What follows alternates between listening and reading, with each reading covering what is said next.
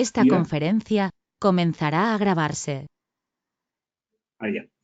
Y bien, actualmente estamos participando dentro de una división de esta red, que es la división Tau Relapet, que se encarga de realizar investigación clínica, ¿no? Sobre todo en la rama de revisiones sistemáticas, que es uno de los diseños de investigación eh, que permite que permite poder desarrollar el mayor nivel de evidencia posible. Bien, ahora, el tema de hoy es búsqueda de información médica. Y yo siempre, y cada vez que tengo la oportunidad de poder dar conferencias en investigación, siempre eh, trato de dar a entender de que el principal punto de partida en el desarrollo de la investigación científica es necesariamente la búsqueda de información. Se escucha un sonidito, no sé si es mío o es de algo de, no sé si, bien. No sé si creo que son,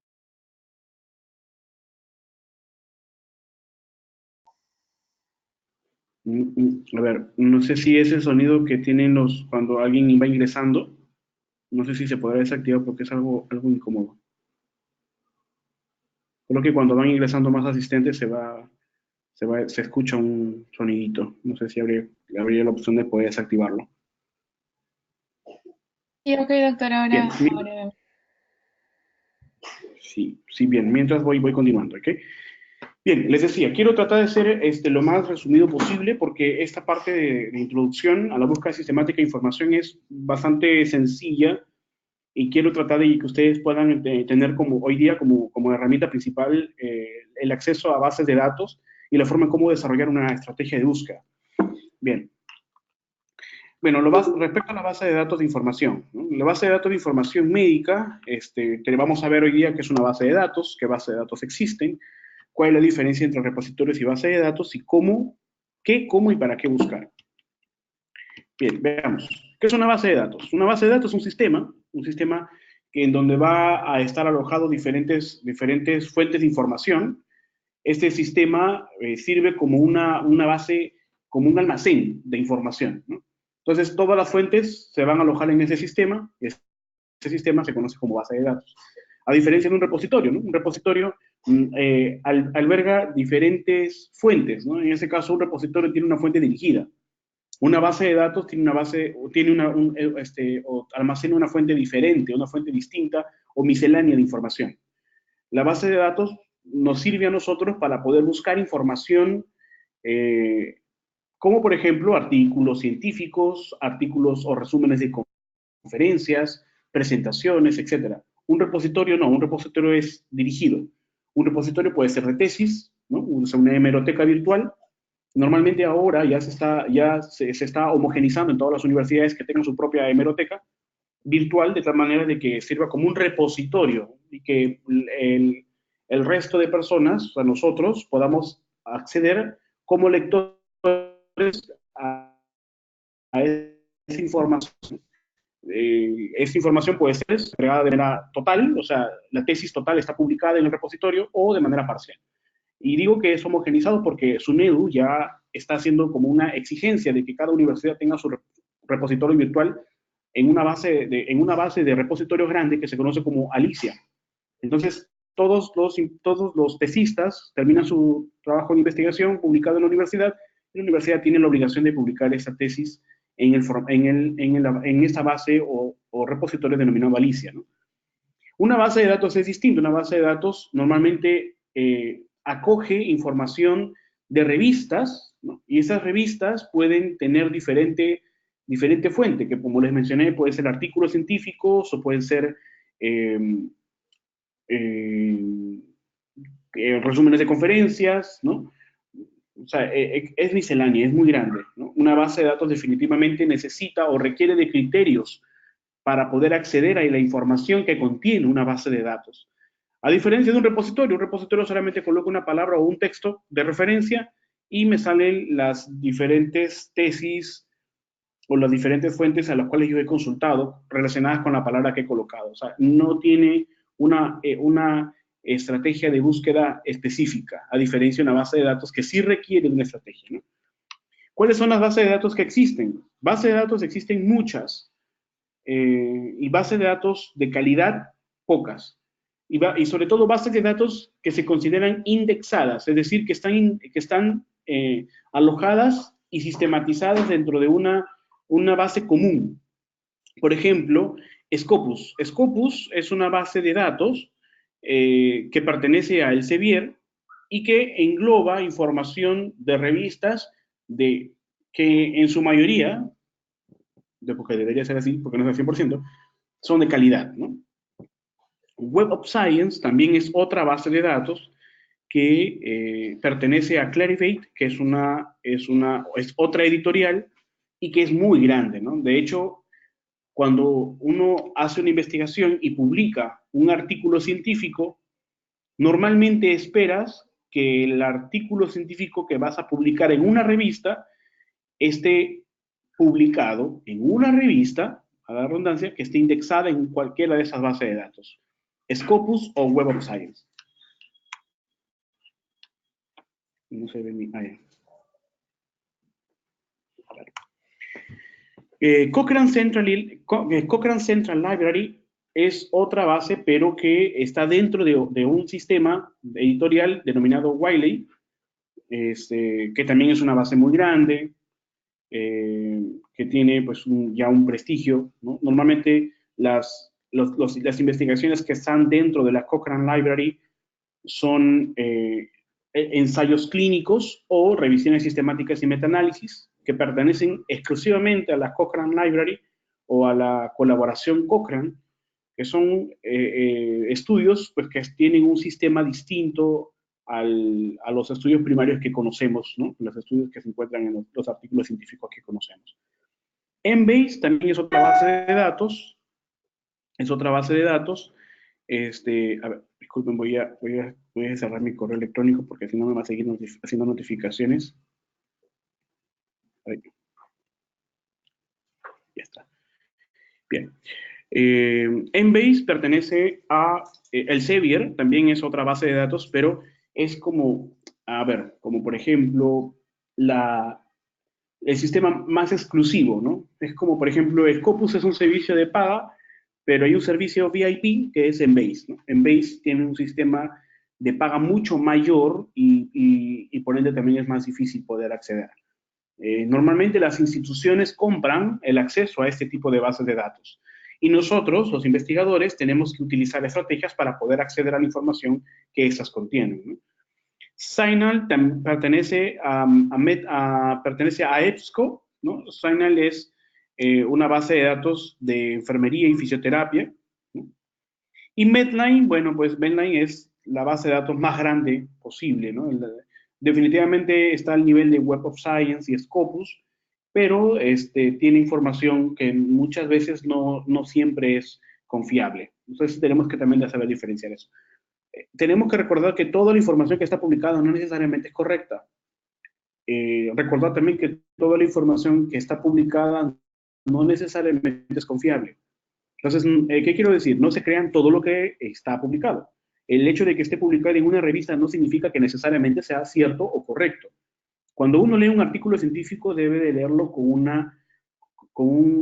una perspectiva crítica, ¿no? Es decir, hacer un análisis crítico de un artículo y de tal manera que yo pueda saber o reconocer que los datos que están vertidos en una publicación científica son correctos, acordes a la realidad y que pueden ser replicables para yo poder difundirlos, ¿no? Y difundirlos me refiero a compartir la información o a tomar decisiones clínicas a partir de una información que yo he encontrado en una revista científica.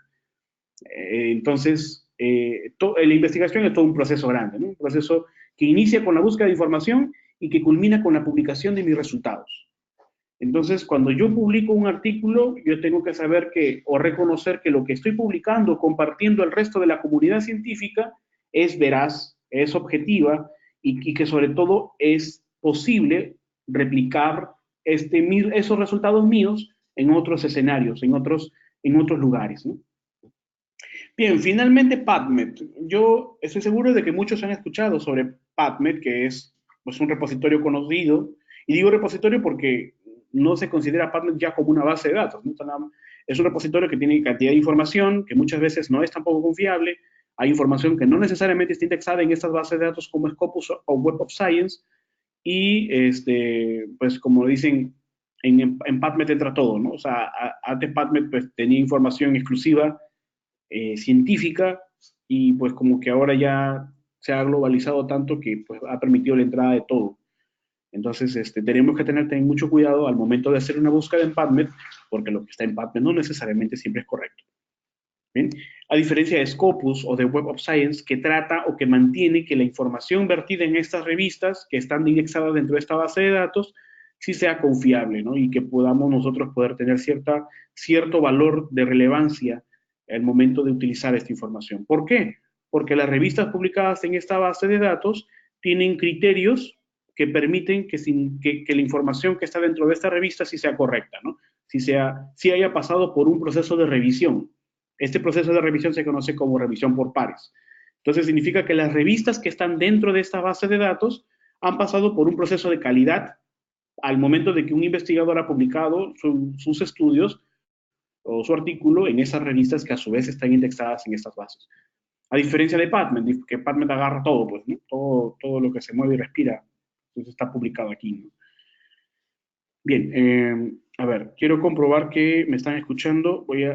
Si es que hay alguna pregunta, no sé si acá hay un chat, ¿no? A ver, voy a tratar de estar activo en el chat. A ver, no sé si me están escuchando, porque hagamos esto para no distraernos. Si todo está ok, uno. Si algo ha fallado, cero. ¿Estamos de acuerdo? Si yo pregunto, ¿me escuchan? Uno. Pues está todo bien, ¿no? Muy bien. Excelente. Entendido entonces. Si algo falla, cero. Y si está fallando algo, significa que yo tengo que intervenir para preguntar qué está pasando.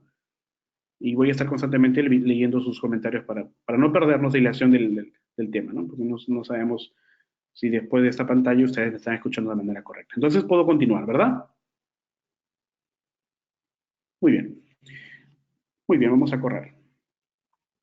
Bien, entonces, les decía que PubMed, bueno, es este repositorio y bueno, también tenemos bases de datos latinoamericanas. Bases de datos que están por debajo en el nivel de calidad, a diferencia de Scopus y Web of Science, que son las principales, o Embase, que es la mayor, ¿no? Esas bases de datos latinoamericanas son SCielo, son LILACS o la biblioteca de la BBVS, que es de la biblioteca de la Universidad de Sao Paulo. Estas bases latinoamericanas se conocen como bases de datos también y tienen indexadas a revistas latinoamericanas, exclusivamente latinoamericanas y de España, ¿no? Entonces, cuando ustedes van a escuchar mucho, quizás no sé si me siguen en Facebook, pues ven que hago mucha crítica en esto también y, y, y es algo que, bueno, van a darse cuenta conforme ustedes se involucren más en este mundo fenomenológico de la investigación. Muchos de los investigadores apuntan a publicar en revistas que están indexadas en Scopus o en Web of Science. ¿Por qué? Porque son las principales bases de datos en donde están todos los investigadores de alto nivel. O sea, ¿qué quiero decir? Que si tú quieres que tu investigación sea visualizada, si tú quieres que tu investigación sea conocida, o si tú quieres que tu investigación sea relevante y aplicable a la ciencia, tienes que publicarlo en revistas que puedan permitirse ser visualizadas o ser vistas en comunidades científicas grandes. Y sobre todo si se trata de revistas de lengua inglesa, ¿no? O sea, que tienen otro idioma, ¿no? Y esas revistas están necesariamente en Scopus o en Web of Science. Normalmente, si tú publicas en una investigación en una revista que está en Scopus, también va a estar en Web of Science y viceversa, ¿no? Porque son las principales bases de datos, ¿no? Entonces, Ahora, a diferencia de una revista, ese cielo, que es la principal base de datos latinoamericana. Entonces, muchos investigadores, como le digo, aspiran a publicar en Scopus, en Web Science. Pocos investigadores aspiran a publicar en ese cielo. Hablo de investigadores que, sobre todo, tienen tentativa de publicar en otro idioma, como inglés o portugués. Muchos investigadores acá en Latinoamérica, o sea, en las regiones cercanas, publican en ese cielo. Y de hecho, ese cielo ha sido o es la principal, como les dije, base de datos latinoamericana. Entonces, pero eso implica de que tus trabajos solamente sean visualizados en la región. Y muchas veces no necesitamos eso, necesitamos nosotros extrapolar nuestros resultados a otros escenarios. De la misma forma en como nosotros buscamos información de otros escenarios para extrapolarlo a nuestra realidad. Bien, entonces, ¿qué diferencia hay entre un repositorio y una base de datos? Principalmente el formato de la fuente, ¿no? ¿Para qué? ¿Cómo? O sea, ¿qué, cómo y para qué buscar? ¿Qué buscar? Información relevante. Definitivamente yo voy a buscar información que necesito. Por ejemplo, información como un dato clínico, un artículo científico, o información para actualización o datos primarios, ¿no? ¿Cómo buscar? Accediendo a bases de datos. Entonces, la única forma de poder encontrar información es accediendo a esas bases de datos. ¿Y para qué? Por necesidad clínica, necesidad científica. Necesito yo poder sustentar o dar una perspectiva teórica a mi idea, porque toda pregunta de investigación nace de una idea de investigación. O sea, yo tengo, por ejemplo, cierta afinidad por pediatría. Entonces, estoy rotando en pediatría y he visto pues, temas muy puntuales y muy interesantes dentro de esta especialidad y quiero hacer un estudio sobre, por ejemplo, los factores asociados a mortalidad infantil en la región La Libertad. O sea, quiero saber por qué se mueren los niños, por ejemplo. Entonces voy a dedicar a buscar información sobre la mortalidad infantil en el Perú o la mortalidad infantil en general, ¿no? ¿Cuáles son esos factores asociados? Si quiero ser más específico con mi pregunta, con mi idea de investigación, pues buscaré una investigación orientada a la resolución clínica de un problema, ¿no? Por ejemplo, yo quiero saber si, como debías dejar una pregunta, creo que por ahí le habíamos puesto en el text, que yo quiero buscar información sobre si el citrato de cafeína comparado con la teofilina es mejor para el tratamiento de la apnea de la prematuridad, ¿no? En los neonatos prematuros que sufren apnea al momento de nacer. Yo quiero saber si es que el citrato de cafeína es mejor comparado con la teofilina. Entonces voy a buscar información de estudios, sobre todo estudios clínicos, que hayan experimentado en neonatos, o sea, en recién nacidos, y sobre todo prematuros, a los cuales les hayan dado citrato de cafeína y lo hayan comparado con teofilina, porque yo quiero hacer un estudio sobre esa comparación, quiero saber cuál es mejor. Voy a buscar información que apunta a estudios que hayan pensado igual que yo. Y voy a buscar desarrollando estrategias para encontrar en base de datos esa información que yo quiero encontrar. Bien, como les dije, si tienen una pregunta, vamos a continuar. Son varias diapositivas que he hecho acá. Es un mini manual. Si desean que les envíe esa información, pues pueden escribirme al correo electrónico o directamente con sus organizadores de este curso. Bien, ¿cómo iniciar la búsqueda de la información? ¿No? Vamos a plantear la pregunta de investigación, vamos a conocer qué son los tesauros y palabras clave de elementos de cada pregunta, vamos a elaborar nuestra estrategia de búsqueda y vamos a planificar nuestra estrategia para colocarla en una base de datos. Ahora que ustedes están pues, frente a una computadora, aprovechen a tener una pantalla en paralelo para que ustedes puedan escuchar la clase y a la vez iniciar su proceso de desarrollo de estrategia de búsqueda, ¿no? La tercera parte de esta clase sería desarrollar esa estrategia en PubMed para que ustedes puedan buscar esa información. ¿Bien? Vamos rápido. Vamos a preparar nuestra pregunta de investigación. ¿Qué elementos tiene una pregunta? ¿Cómo vamos a plantearla? Y cómo saber si mi pregunta es coherente y relevante. Primero, ¿cuáles son los elementos de una pregunta de investigación?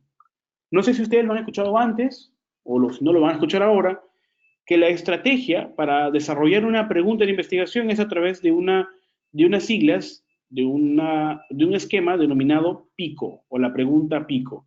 ¿Qué es la pregunta PICO?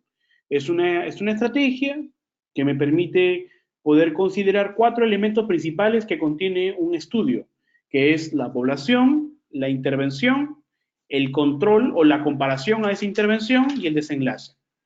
¿Qué es la población? Son los sujetos de estudio a los cuales yo deseo investigar, ¿no? Por ejemplo, si yo deseo investigar sobre el citrato de cafeína comparado con la teofilina en neonatos prematuros, entonces mi población son los sujetos a los cuales se va a hacer sobre los cuales se va a hacer la investigación. En este caso serían los neonatos prematuros. Por ejemplo, si yo quiero hacer un estudio, vamos a en otra área, a ver, en geriatría, a ver, yo quiero hacer un estudio sobre los factores de riesgo asociados al desarrollo de fibrosis quística en los adultos mayores. Entonces, mi población van a ser los adultos mayores, ¿no? Si yo quiero hacer un estudio sobre los factores asociados a ansiedad y depresión en estudiantes de medicina, entonces mi población serán los estudiantes de medicina. ¿Me dejo entender? A ver, les pregunto, ¿me dejo entender? 1, 1, 1, 0, 0, 0. A ver, ¿qué opinan? Muy bien, muy bien. Entonces, entendido qué es la población. Ahora, la intervención. Tengan en cuenta esto, no todos los estudios necesariamente van a tener una intervención. O sea, no todos los estudios son necesariamente clínicos, en el sentido de que utilizan un experimento para comparar este nuevo experimento o fármaco, tratamiento, procedimiento, y lo van a comparar con otro. No necesariamente es eso. Porque les acabo de decir, por ejemplo, un estudio que se denomina factores de riesgo asociados a ansiedad y depresión en estudiantes de medicina. O sea, yo no estoy interviniendo con nada, solamente estoy observando cuáles son esos factores asociados. Y los voy a comparar con algo más, ¿no? Hay otros estudios que se conocen como ensayos clínicos, en donde uy, hay alguien que está por ahí haciendo su bullita. Este,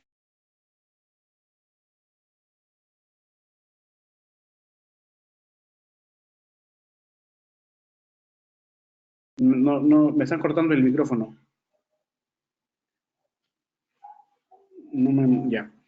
A ver, entonces le decía de que hay estudios que se conocen como ensayos clínicos en donde sí necesitan necesariamente comparar la intervención de un fármaco o de un procedimiento y lo van a comparar con otro.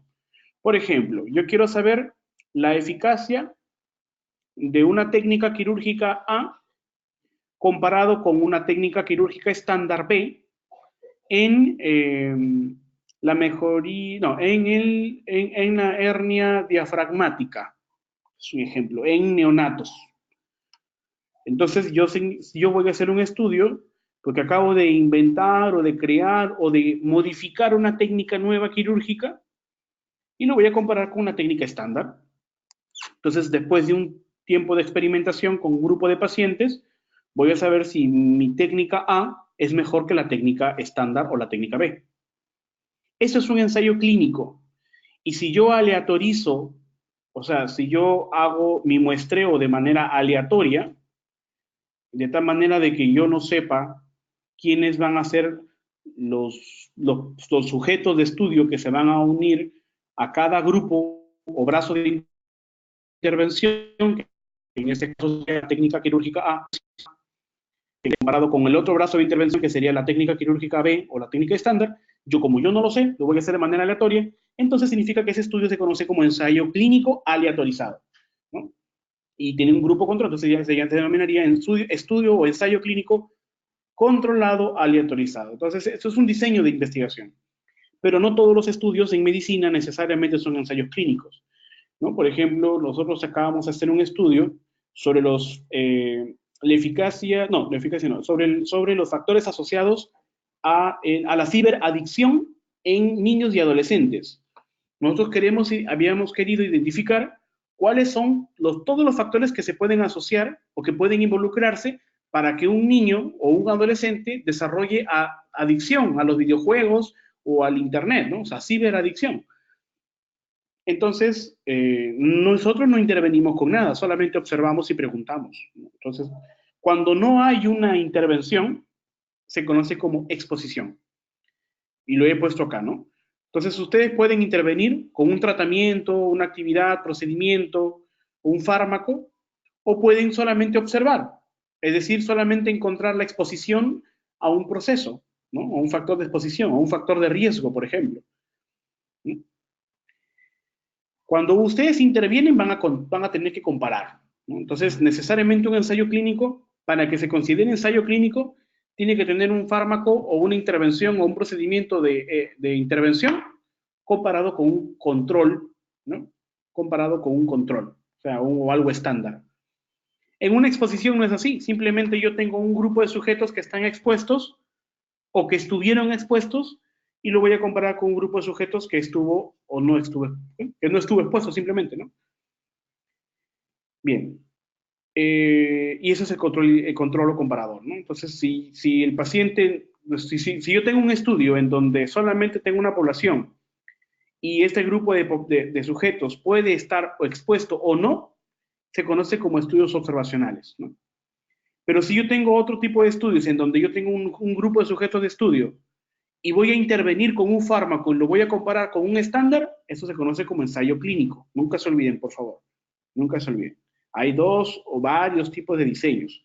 Dentro de ellos, los principales son los ensayos clínicos, que están en el mayor nivel de jerarquía.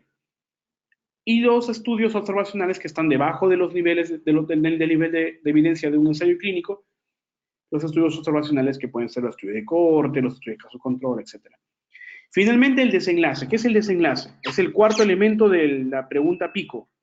El desenlace vendría a ser el resultado de, ¿no? Por ejemplo, a ver, si yo tengo un factor de riesgo asociado a ciberadicción en niños y adolescentes, ¿cuál va a ser el desenlace? La ciberadicción. Yo sé que si un niño está expuesto a un factor de riesgo, puede desarrollar la ciberadicción. ¿Bien?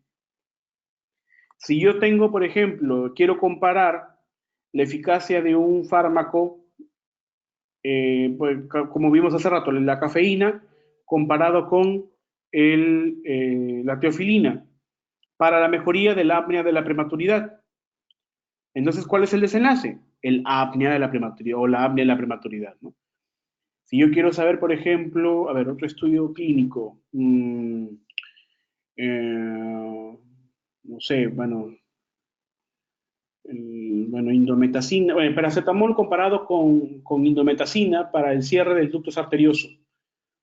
No, hace poquito estuvimos haciendo queríamos hacer un estudio, por ejemplo, sobre la dexametasona comparada con la betametasona en intravenoso a las madres para mejorar la función respiratoria de los neonatos prematuros.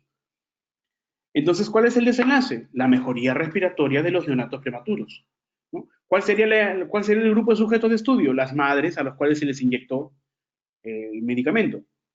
La intervención, ¿cuál sería? La dexametasona, ¿no? Y el comparador, ¿cuál sería? La betametasona, porque normalmente se utiliza la betametasona. Pero ahora quiero conocer si la dexametasona es mejor que la betametasona como corticoide intravenoso previo al parto, para saber si mejora la función respiratoria del neonato cuando nace, ¿no? Cuando nace el niño. Normalmente cuando nace el niño prematuro tiene una función respiratoria deprimida y si nace un niño con estas dificultades va a desarrollar un síndrome que se conoce como síndrome de dificultad respiratoria, lo que puede provocar que el niño fallezca. Entonces, para evitar eso, se le coloca un corticoide. Normalmente se le colocaba la betametasona, pero ahora quiero saber si la dexametasona es mejor, ¿no? Entonces, hasta ahí ya tenemos la pico. Y hay diferentes ejercicios con la pico, ¿no? Acuérdense, lo voy a escribir por acá por chat. Pico, ¿no? Por ejemplo, a ver, les pregunto, hagamos interactivo esto. Propóngame una pico. Propóngame un grupo de población, una intervención o una exposición y un desenlace. Cuando hay exposición ya no necesitan comparar, simplemente colocan una P, E, O, ¿no? O sea, una población, exposición y desenlace. Por ejemplo, yo lo voy a dar un ejemplo. A ver, yo voy a hacer mi estudio en niños con una exposición, por ejemplo, si la obesidad me causa, o sea, el desenlace me causa diabetes mellitus tipo 2. Entonces yo quiero saber si la obesidad en niños me causa diabetes mellitus tipo 2. Eso. una pregunta de investigación. ¿La obesidad es un factor de riesgo para el desarrollo de diabetes mellitus tipo 2 en niños? ¿No? Es una pregunta y hasta ahí ya tengo una estrategia. ¿No? ¿Sí me dejo entender?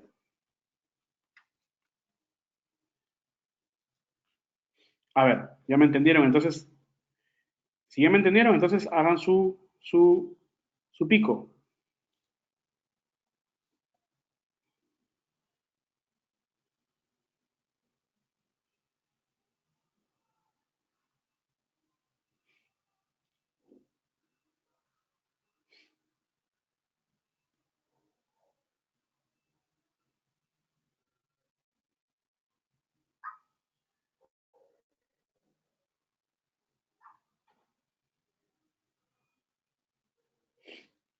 Bueno, a ver, un minuto, nada más. No demoremos tanto.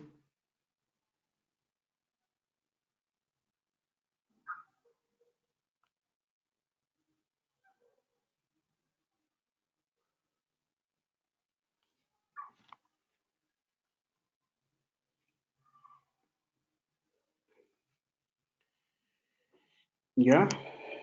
Carlos Sánchez dice estudiante.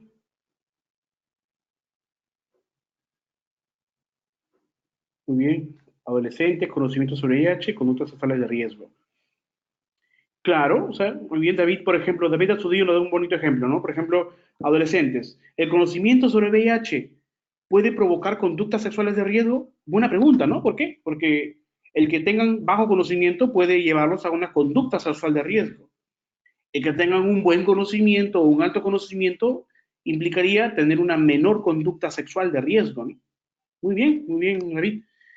Ángel nos dice, gestantes con VIH, lactancia materna no exclusiva, infecciones respiratorias en neonatos. A ver. Bien, nos dice, el, si la lactancia materna no exclusiva nos puede provocar, puede generar o puede factor un factor de riesgo para el desarrollo de infecciones respiratorias en neonatos. Bueno, una muy discutible pregunta, ¿no? Normalmente la lactancia materna eh, eh, puede ser exclusiva si la gestante con VIH está dentro de su plan de carga y si tiene una carga viral muy mínima, pues la lactancia materna no tendría por qué limitarse, ¿no? Pero es una pregunta muy interesante, Ángel, ¿no? Incluso nosotros podemos proponer un estudio con la pregunta de Ángel, ¿no? La pregunta, por ejemplo, podría ser si es que se debería de dar o no la lactancia en mujeres y en qué condiciones, ¿no? Por ejemplo, la lactancia materna exclusiva es un factor de riesgo para el desarrollo de o la infección vertical de VIH, ¿no? ¿En qué condiciones podríamos hacer? ¿No? Muy interesante, muchas gracias, Ángel. Héctor nos dice, adolescentes con trastornos alimenticios y acalasia, ¿no? O sea, su factor de exposición sería los trastornos alimenticios y el desenlace acalasia, ¿no? Nos preguntaríamos, ¿los trastornos alimenticios son un factor de riesgo para el desarrollo de acalasia en adolescentes? Muy buena pregunta, Héctor.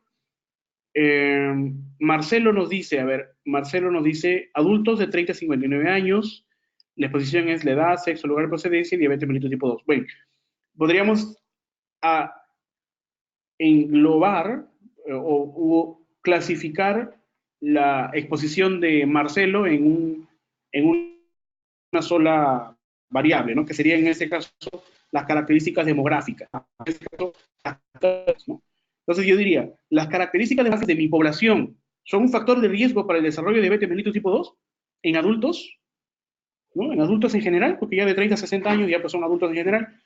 Muy buena pregunta, ¿no? Por ejemplo, si yo vivo en un pueblo o estoy haciendo mi serum, yo quiero saber si sus características demográficas propias de esta población en la cual yo estoy haciendo mi serum son un factor de riesgo, ¿no? Y si yo identifico que es un factor de riesgo y he investigado y encuentro que hay una asociación entre sus propias características, significa entonces que yo como médico debo intervenir para mejorar esas características o estos hábitos, conductas, ¿no? De tal manera de que yo pueda disminuir el riesgo de diabetes mellitus tipo 2 en el resto de población que no desarrolló, ¿no? Muy buena pregunta, muy bien. Lourdes nos dice, Adultos varones mayores de 60 años, edad, sexo y aterosclerosis. Lo mismo, ¿no? Las características demográficas de mi población adulta mayor eh, es un factor de riesgo para el desarrollo de aterosclerosis, ¿no? Yo me diría, ¿no? Aunque si estoy en un pueblo pequeño, poder encontrar aterosclerosis es más difícil, ¿no? Pero ya es un factor de riesgo, ¿no? O sea, podríamos pensar al contrario, ¿no? Que en lugar de aterosclerosis, porque aterosclerosis podría ser un factor de riesgo agregado, podríamos decir que haya, por ejemplo, una enfermedad coronaria, ¿no? O sea, yo diría las características demográficas, y dentro de ello está la aterosclerosis, son factores de riesgo para el desarrollo de enfermedades coronarias en mis adultos mayores, ¿no? Es más fácil poder trabajar con ello, ¿no? Porque ya la enfermedad coronaria la puedo diagnosticar, pues, con el electrocardiograma y todo eso se puede atender en un centro de salud si estoy haciendo mi serum, o si estoy haciendo mi internada en comunitaria, ¿no? Felipe nos dice, adultos mayores, infarto miocardio con ST no elevado y depresión. Muy buena pregunta. Yo diría, el infarto de miocardio con ST no elevado es un factor de riesgo para el desarrollo de depresión en adultos mayores. Una buena pregunta, ¿no? Porque puedo yo, si elimino todos los factores posibles y solamente me quedo con personas que tengan infarto agudo de miocardio, pero que no tengan antecedentes de depresión o que no tengan otros problemas u otras comorbilidades que puedan provocar depresión, y después de haber descartado todas, me quedo con que los pacientes exclusivamente con infarto agudo de miocardio con ST no elevado puedan ser esa condición, un factor de riesgo para el desarrollo de depresión. Muy interesante, muy bien. Vamos con la última. Universitario, migración por estudios y depresión y ansiedad. Muy, muy bien. Se ha estudiado poco, a pesar de que parece una pregunta muy, muy común, se ha estudiado muy poco. Muy bien, Diana. ¿Por qué? Porque o sea, todo el mundo cree que es obvio, pero cuando tú haces una investigación sobre esto, te das cuenta de que además del proceso de migración hay más factores, ¿no? O sea, y se ha estudiado poco, muy bien.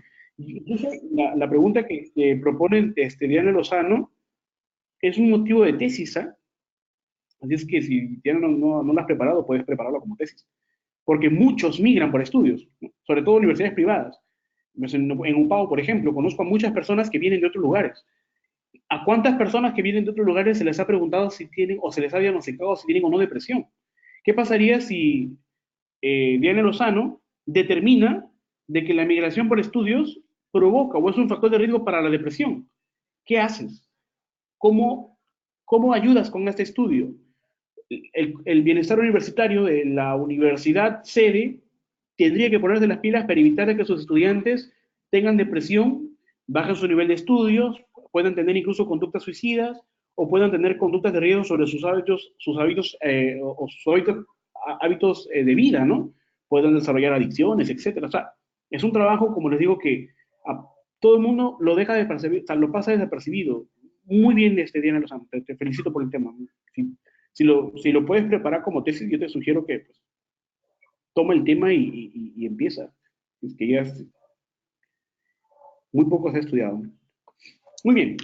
Sí se me entendió, ¿verdad? Sí estamos acorde todos aquí, hasta aquí, ¿no?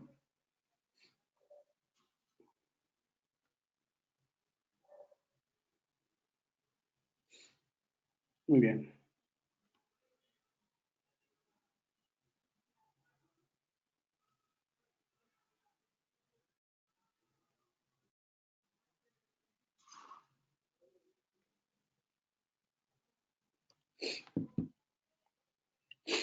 A ver, dice, ¿podría dar un ejemplo con desenlace? Y a ver, en tu pregunta, Felipe, a ver, Felipe, adultos mayores con miocardio y depresión. A ver, cualquier ejemplo con desenlace. Como ya lo acabamos de ver, ¿cómo es el desenlace? A ver, un estudio que estoy preparando. A ver, vamos a ver. Vamos a ver, cualquier estudio que estoy preparando. En un momento.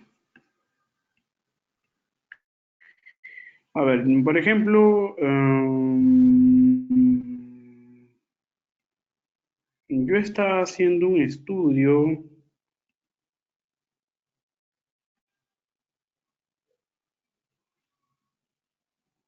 A ver, por ejemplo, ¿no? A ver, el volumen medio plaquetario, este es un estudio que acabamos de publicar. El volumen medio plaquetario como factor predictor de mortalidad en sepsis en adultos. Entonces, el desenlace o el outcome es la sepsis, ¿no? El volumen medio plaquetario, pues sería el factor de exposición, ¿no? Y la población sería los adultos que han sido hospitalizados en la UCI, en la unidad de cuidados intensivos, ¿no? Hasta aquí ya tenemos la población, tenemos la exposición, que es el volumen medio plaquetario, y el desenlace, que sería la mortalidad, ¿no? En pacientes con sepsis. Otro estudio, por ejemplo, acá tengo otro, que acabamos también justo de publicar hace un par de días. Los niveles de perfil lipídico en pacientes con VIH-Sida en el tratamiento, en el tratamiento con efavirenz y atazanavir. Yo quiero, aquí en ese estudio hemos determinado si el tratamiento con efavirenz o el tratamiento con atazanavir provoca cambios en el nivel de perfil lipídico en los pacientes con VIH. Y hemos dado la conclusión que los pacientes con efavirenz tienen menos probabilidad de desarrollar alteraciones en el perfil lipídico comparado con el grupo de pacientes que se les atazanavir. Entonces es mejor utilizar el efavirenz. A eso que. Ahora, la población sería pacientes con VIH. La intervención sería, en este caso, el efavirenz. El control sería el atazanavir. Y el desenlace sería las alteraciones en el perfil lipídico. ¿Muy bien? No sé si eso responde a tu pregunta, Felipe. Excelente. Entonces, puedo continuar. Oh. Bien. Muy bien. Muy bien. Ahora, vamos a tener acá otro ejemplo, como que más esquematizado. Un planteamiento de nuestra propia pregunta, ¿no? Como le dije, puede ser una PICO o puede ser una PE. Olviden la C. PEO, una PEO. PICO o PEO. Voy a borrarlo para que no se confunda. Ya está. Puede ser una PICO o una PEO. O sea, ustedes pueden tener una comparación clínica o simplemente un estudio observacional en donde van a encontrar una exposición, como acá. Por ejemplo, mujeres sexualmente activas mayores de 45 años. La exposición sería el uso de DIU. Que normalmente en un estudio observacional nunca hacemos una comparación, simplemente sabemos de que el otro grupo será el grupo que no está expuesto, y sería en este caso, en un hipotético, la comparación sería que no usen el DIU. Y el outcome o el desenlace sería el desarrollo de enfermedad pélvica inflamatoria. O sea, es decir, yo quiero saber si en mujeres sexualmente activas mayores de 45 años, el que utilicen un dispositivo intrauterino les puede ser un factor de riesgo de enfermedad pélvica inflamatoria. Entonces yo me planteo este esquema en forma de pregunta y hago la pregunta. ¿En mujeres sexualmente activas el uso de DIU se puede asociar con el desarrollo de enfermedad pélvica inflamatoria? Esa sería mi pregunta, ¿no? Entonces, hasta aquí ustedes deben aprender dos cosas. A formular una pregunta pico y luego formular la pregunta. O sea, a formular una estructura pico y luego formular la pregunta. La pregunta que ustedes formulen debe contener todos los elementos de esa pregunta pico, ¿no? Entonces la pregunta de investigación así se hace. O sea, todo el mundo, yo creo que todo el mundo nos hacemos bolas al momento de hacer, uy, ¿ahora cómo hago mi pregunta? Pues busca información, lee información. La única forma de que puedas tener ideas de investigación es leyendo investigación. Busca en revistas, suscríbete a revistas de investigación, busca en Twitter. Facebook no sirve para investigación, Facebook sirve para ver memes. Busca en Twitter, busca a las revistas y vas a ver que todos los días te va a llegar notificaciones en tu celular sobre las últimas publicaciones de las revistas. Yo hago eso, yo hago eso y es para mí me sirve mucho, además del correo electrónico, porque me suscribo constantemente a diferentes revistas y me llegan siempre, cada semana o a veces diario, las publicaciones de las revistas, o si no en Twitter. Me suscribo en Twitter y hago clic en seguir y automáticamente me llegan las notificaciones de mi celular de la última publicación de la revista tal. Y de esa manera yo puedo tener una idea, ¿no? Una idea de investigación. Las ideas de investigación no nacen de la nada. Ay, me asusté. Me asustó. A ver, le decía que las ideas de investigación no nacen de la nada, ¿no? No nacen al azar. O sea, ni si, y aún así siendo especialista en el área, las preguntas de investigación no nacen de un momento a otro. Las preguntas de investigación nacen ya sea si tú eres especialista en el área, o sea, si tienes especialidad, van a nacer porque estás encontrando una problemática emergente, ¿no? Por ejemplo, si yo soy especialista en pediatría, y si ahorita tenemos el problema de los niños que están teniendo una sobreinfección cuando los niños tienen bronquiolitis, ¿no? Entonces yo quiero saber si los 6 factores de riesgo asociados a la sobreinfección de niños con bronquiolitis, ¿no? Por ejemplo, que aparentemente aquí en el Perú fue por el virus sincitial respiratorio y ahora están haciendo bronquiolitis por Coxsackie y está viendo una sobreinfección viral, pero que se enferman más y pueden llegar incluso a morir. Entonces, para mí eso es un problema y me nació por estar en la especialidad, por así decirlo. Pero si soy estudiante de medicina, como todos que estamos aquí presentes, si estoy estudiante de medicina y no estoy en la especialidad, ¿cómo puedo yo entender nuevas preguntas? La mejor forma es leyendo publicaciones científicas de otras personas, ya sea siguiendo directamente a los autores, ya sea siguiendo por todos los medios ahora de redes sociales en revistas, en fin. Y conforme tú vas encontrando nuevos estudios, vas viendo cuál de los estudios te es más pertinente y relevante y sobre todo factible poder realizar y pues ya te nació una pregunta, ¿no? Como esta pregunta. Esta pregunta no nos habla nada. Esta pregunta la hice, ¿por qué? Porque encontré una publicación, me pareció muy interesante la propuesta de la investigación y le planteé como pregunta y quiero saber si pudo ser posible en Estados Unidos, ¿por qué no puede ser posible aquí en mi país? Yo quiero saber si en mi población las mujeres que aún tienen sexo y todavía y encima son mayores de 45 años y que además hayan utilizado dispositivo intrauterino, pueden tener, aún si quedan embarazadas. Yo quiero saber si el hecho de ser mujer sexualmente activa mayor de 45 años y además utilizar un dispositivo intrauterino puede llevarlos a desarrollar la enfermedad previa-inflamatoria. Sí quiero saber eso. Muy bien. Ahora, tengo que saber si la pregunta es coherente, ¿no?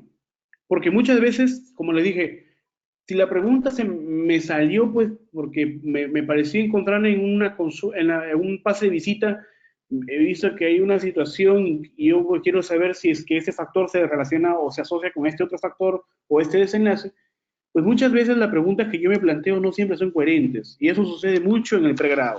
O sea, muchas veces el estudiante de medicina, por el mismo desconocimiento y por el ímpetu de querer investigar, o simplemente por salir del apuro de la tesis, eh, plantea preguntas que no siempre son coherentes con la realidad clínica. Y eso debe ser muy importante, ¿no? Porque en ese caso, por ejemplo, yo me debería de preguntar, primero, ¿la exposición es tangible en el sujeto de estudio? O sea, lo que yo estoy queriendo ver como exposición, ¿sí se encuentra en la realidad en el paciente? O sea, ¿sí se puede observar? ¿Sí puedo medirlo? ¿Sí puedo al menos verlo? ¿O sí puedo saber que puede esta información ser capaz de ser medida? ¿No? Por ejemplo, la presión arterial, ¿no? Quiero saber si la presión arterial es un factor de riesgo para desarrollar enfermedades cardiovasculares, obvio, pero yo sé que la exposición como presión arterial puede ser medida, porque yo puedo agarrar un tensiómetro y medir la presión arterial y saber si la hipertensión está o no está en el paciente. O, por ejemplo, la obesidad como factor de riesgo para el desarrollo de diabetes mellitus, obvio, pero la obesidad puede medirse a través del índice de masa corporal. Y con el índice de masa corporal yo puedo saber si el paciente es obeso o no es obeso. Entonces la exposición debe ser tangible, ¿no? Sí, debe ser existente, ¿no? Muchas veces quieren hacer incluso estudiantes trabajos hasta moleculares, pero a ver, hazlo en el laboratorio, ¿vas a ser tangible? No lo vas a poder medir a veces. Y no es porque no puedas, porque no exista, sino porque no tienen los medios para hacerlo. Entonces, una información debe ser coherente. La pregunta que tú planteas debe ser coherente. O sea, tienes la capacidad de poder medirlo, ¿no? Nunca, y ojo, eso ya les voy recomendando como no solamente para hacer investigación científica y publicarla, sino incluso para muchos que me imagino están aquí presentes van a hacer sus tesis, ¿no? Bien, otra pregunta es que si existe o no una relación causal, ¿no? Hay un elemento de dependencia entre la pregunta que estoy planteando, o sea, ¿puedo yo saber si es que existe o no una relación? ¿O qué otros factores en la relación causal se ven involucrados? Por ejemplo, en el estudio de las mujeres sexualmente activas que utilizan DIU, ¿la enfermedad pélvica inflamatoria puede asociarse a otros factores que no necesariamente sean a la DIU? Posiblemente sí, ¿no? Quiero saber si es que estos factores existen, cuáles son, y estudiar a mujeres que no tengan estos otros factores y que solamente tengan el uso de DIU como exposición, de tal manera de que la relación sea más limpia posible. Hablo de la relación del DIU con la enfermedad pélvica inflamatoria. Es decir, yo debo de tratar de eliminar la mayor cantidad de elementos que se asocien al factor del desenlace y que puedan intervenir en la relación entre mi exposición y desenlace. Esos factores se conocen como factores de confusión o variables confusoras. Esas variables confusoras pueden alterar la relación entre mi exposición y mi desenlace, de tal manera de que muchas veces la exposición no tiene una asociación directa con mi desenlace, sino que al final hubo tantas variables confusoras que estas variables fueron las que tenían relación y no mi exposición. Y esto puede generar mucha mala información y mala interpretación de la información que estoy teniendo, ¿no? Entonces debo tener en cuenta eso. Finalmente, debo de evaluar la relevancia de mi pregunta. O sea, yo debo saber si es que la pregunta que me estoy planteando es factible de hacerse, es interesante, es novedosa, es ética o es relevante. O sea, la pregunta que estoy planteando, la pregunta que yo voy a realizar como investigación y que además voy a utilizar la estrategia para poder formular, voy a utilizar la estructura para formar una estrategia, es relevante, ¿no? Porque a veces hacemos preguntas que, pues, y que al final no se terminan haciendo porque vamos a la facultad y nos dicen, no sé, ya se hizo. Recuerden de que el hecho de que se haya realizado un estudio en otro lugar o que esté publicado el estudio en otros escenarios fuera de mi país, obviamente, no significa que no se puedan hacer, al contrario. Obvio que si ya una pregunta de investigación ha sido desarrollada como tesis y está en mi universidad, no lo voy a volver a hacer, pues, obvio. Pero yo me refiero a que muchas veces los estudiantes creen que como ya un estudio está publicado en una revista en otro país, ya yo ya no puedo hacerlo. Y lamentablemente incluso hay docentes que piensan así, ¿no? No, ese trabajo no se puede hacer, ya está publicado en una revista. Yo justo hace poco lo he leído. Falso, ¿no? Al contrario, yo animaría a mis estudiantes, si yo fuera docente, a que los estudiantes pues busquen información de afuera, de otros lugares, y tratan de replicar esos estudios acá. ¿Para qué? Para saber de que en mi realidad también se puede dar y yo puedo darle solución a los problemas de salud de las personas a través de la identificación de problemas que otros encontraron, ¿no? Así se debe de pensar, pero bueno, pero bueno. Hasta aquí, ¿estamos todos de acuerdo? ¿Sí estamos todos despiertos? Sí, porque yo me estoy quedando dormido. Bien. A ver, una pregunta. Los que estamos presentes, no todos son de UPAO, ¿no? Asumo que son diferentes universidades, ¿cierto? De dónde son?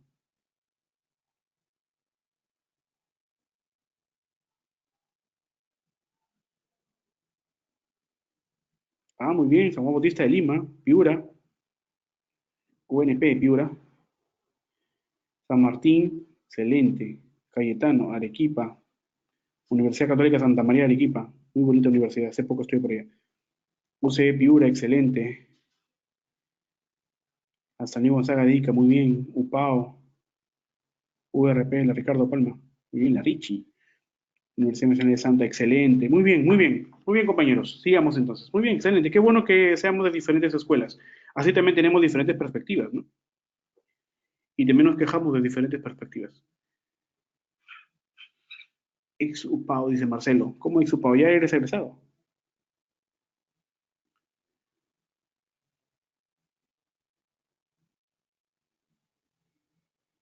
Ah, ya. Ah, tranquilo, no te preocupes. Muy bien.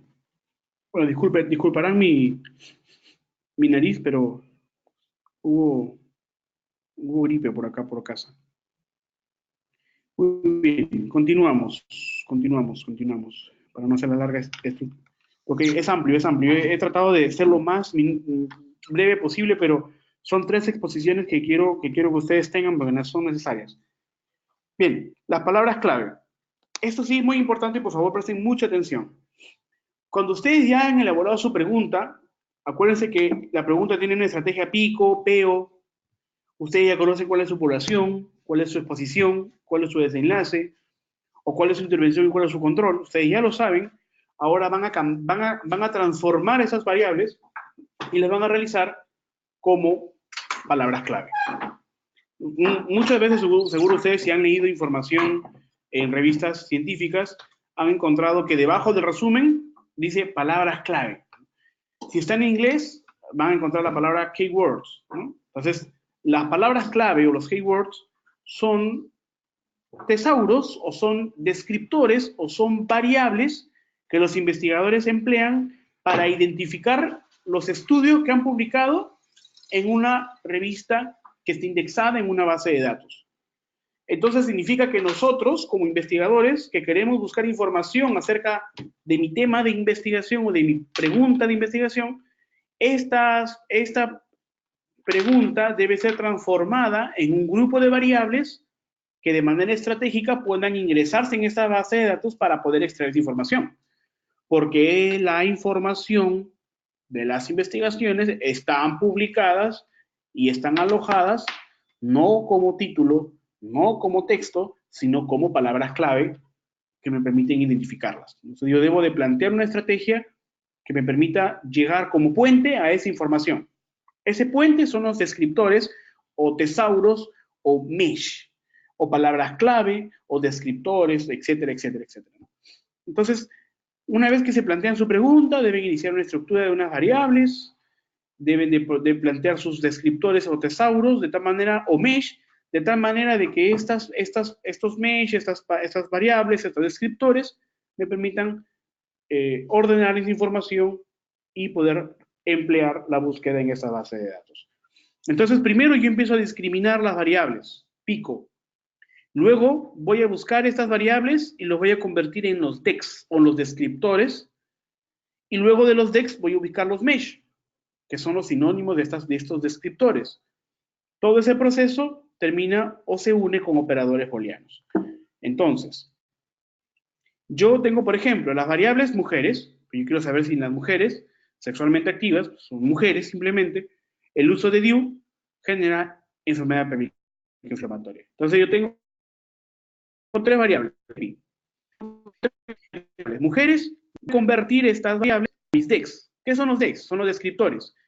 Miren, coincidentemente, las variables se convierten en descriptores y coincidentemente están en inglés. Mujeres a women, DIU a intrauterine devices y EPI a pelvic inflammatory disease. Pero no significa que es una traducción. Significa de que las palabras que yo he encontrado como descriptores o palabras clave están en inglés porque el sistema está en idioma inglés.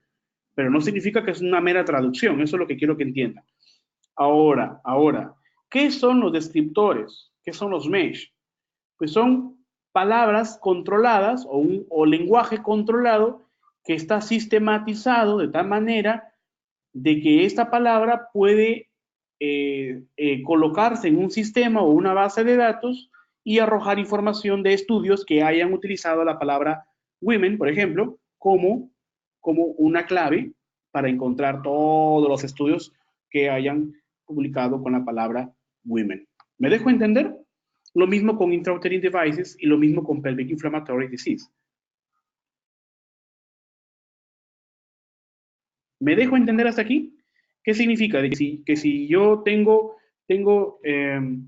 publico una investigación, la revista me va a pedir de que yo ordene mis palabras clave.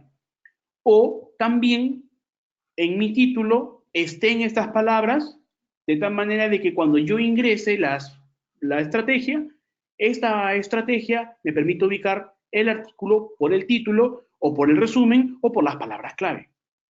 O sea, son palabras simplemente que me permiten hacer una búsqueda, como si fuera códigos, pero estos códigos son palabras, nada más. En lugar de códigos, palabras. Estas palabras son estandarizadas, ¿no? O sea, que la palabra women va a ser estandarizada para todos los estudios que hayan colocado la palabra women en sus títulos, en su resumen, o lo hayan considerado simplemente como una palabra clave dentro del estudio. ¿Me dejo entender? Son palabras clave. Son palabras clave que lo voy a encontrar en el título o en el resumen o en la sección de palabras clave o keywords de cada artículo. Nada más. No se olviden, porque yo necesito convertir mis variables a estos descriptores. Ahora, pero estos descriptores también tienen diferentes sinónimos, ¿no? Porque, por ejemplo, un estudio pudo haber considerado la palabra women, o pudo haber considerado la palabra woman, o pudo haber utilizado la palabra gears, o pudo haber utilizado la palabra en singular, en plural, etcétera, ¿no? Pudo haber utilizado cualquier palabra. Lo mismo con intrauterine devices. Lo mismo con pelvic inflammatory disease. No solamente la palabra puede estar siendo utilizada de manera única, sino pueden haber otros sinónimos que otros investigadores han considerado y que ahora se han sistematizado como sinónimos de estas palabras. Significa entonces que yo necesito saber cuáles son todas las palabras con sinónimo para women o cuáles serían todas las palabras para intrauterine devices, etc. ¿Cómo hago esa búsqueda? Fácil. Vamos a entrar, si pueden hacer esta réplica, voy a entrar a dex.bbvs.br, ahorita lo copio, va a salir así, a ver si me siguen, ¿ya? Voy a mandarles el link por acá por el chat. Ya está, ese es el link, hacen clic ahí, aparece esta página, luego van a consultar al DEX, y vamos con la primera palabra. Voy a poner la palabra mujeres, porque fue mi primera variable. Yo lo estoy colocando acá en español y simplemente acá me van a salir 20 descriptores relacionados con la palabra mujeres. Y yo busco la palabra que necesito, ¿no? ¿Por qué? Porque son descriptores que tienen la palabra mujer. Pero yo necesito solamente la variable mujer o women. Y copio y pego. Ya tengo mi primera variable. Lo mismo con dispositivo intrauterino. Ahora vamos a poner acá intrauterino. ¿Por qué? Porque si busco como dispositivo puede ser que no salga. A ver, vamos a ver. Acá está, mira, intrauterine device. Porque yo quiero buscar dispositivo intrauterino. Está en español, ¿no? Si lo hubiese buscado en español, lo hubiese buscado como dispositivos intrauterinos. Entonces, pero la palabra correcta es en inglés. Entonces, debo utilizar intrauterine devices. Y lo mismo con enfermedad pélvica inflamatoria, ¿no? Vamos a poner acá a ver pélvica. Acá está, mira, justo, la primera, pelvic inflammatory disease. Y aquí tenemos las tres variables que he empleado, que los he formulado en español y que ahora ya tienen un descriptor, o sea, una palabra clave. Mejor dicho, estas serían las palabras clave de mi estudio, ¿no? Si la revista me dice colocar sus palabras clave, acá están mis palabras clave. ¿No? Sí. ¿Me dejo entender? Muy bien. Esa sería la utilización del DEX. ¿Por qué utilizo esto? Porque otros investigadores pasan directamente al MESH. ¿Pero por qué utilizo el DEX? Porque está en español. Muchas veces tenemos la dificultad, la barrera del idioma, y me cuesta pues solamente hacer una traducción directa, ¿no? Entonces, yo lo voy a buscar en español y lo termino ubicando en inglés, ¿no? Y aquí ahora me falta hacer la búsqueda de los DEX con todos sus sinónimos. Y es aquí, ¿no? Búsqueda de MESH. Este es el proceso. Voy a lo mesh en PubMed y busco cada uno de los sinónimos para cada variable. ¿Cómo lo hago? Voy a PubMed, pongo así en Google, pongo PubMed, pongo la primera, que les paso el link. Muy bien. Y aquí en la sección voy a mesh. Voy a mesh y voy a colocar mi primera palabra, ¿no? Primera palabra, women. Y acá está, miren, de los 14 descriptores, me cojo la primera porque es justo lo que necesitaba. Bien, y acá están todos los sinónimos, miren. Gears, gear, women, women groups o women's group. ¿Me dejo entender? O sea, estos serían todos los sinónimos por los cuales diferentes investigadores, en lugar de haber utilizado la palabra women, han utilizado la palabra gears, gear, woman, women's groups o women's group. O sea, son diferentes sinónimos, pero al final hablan lo mismo, al final son lo mismo. Nada más de que yo puedo ubicar la palabra estudios que hayan utilizado la palabra women o estudios que hayan utilizado la palabra gears o la palabra gear o la palabra women o la palabra women's group, etc. O sea, son diferentes estudios. ¿Me dejo entender hasta aquí? Y lo mismo para cada una de mis otras variables, ¿no?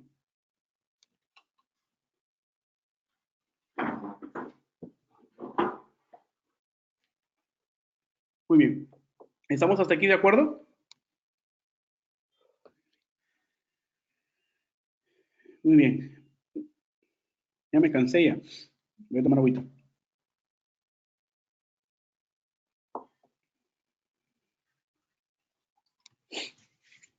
Bien.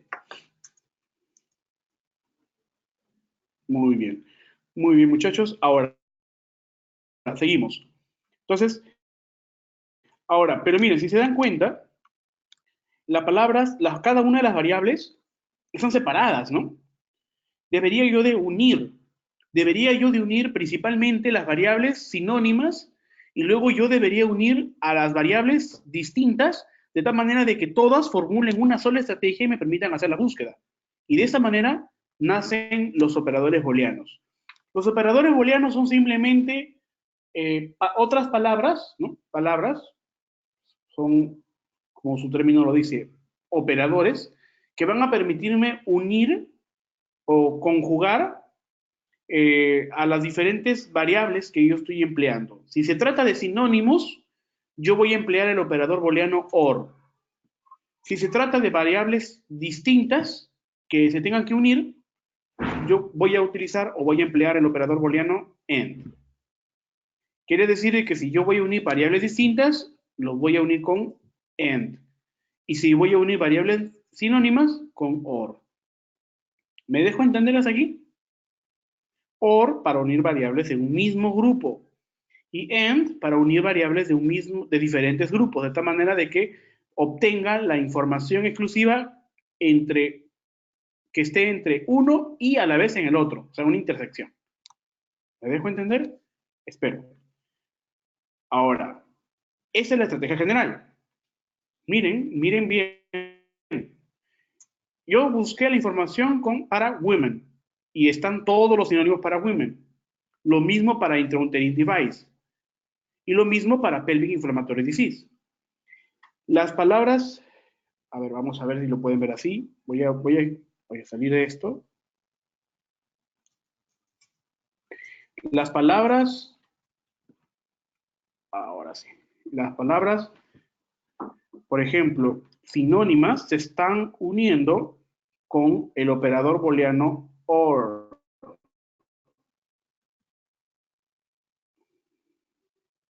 ¿Se escucha? Ya. Bien.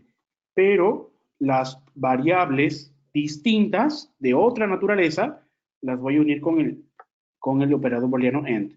El número uno, que es este de aquí, es lo mismo que de decir eso de acá. Simplemente para no repetirlo, le he dado el valor o le he dado el número 1, así nada más. Pero no tiene ningún significado. O sea, simplemente estoy resumiéndolo con fines académicos, nada más. ¿No? ¿Me dejo entender entonces? Cuando yo utilizo, cuando yo utilizo distintas variables, uno por AND. Puedo hacer esto, por ejemplo. La variable 1 es la variable woman con todos sus sinónimos. La variable 2 es la variable intrauterine device con todos sus sinónimos. Y la variable 3 es la variable pelvic inflammatory disease con todos sus sinónimos. Entonces, el primer conjunto es la unión entre el 1 y el 2.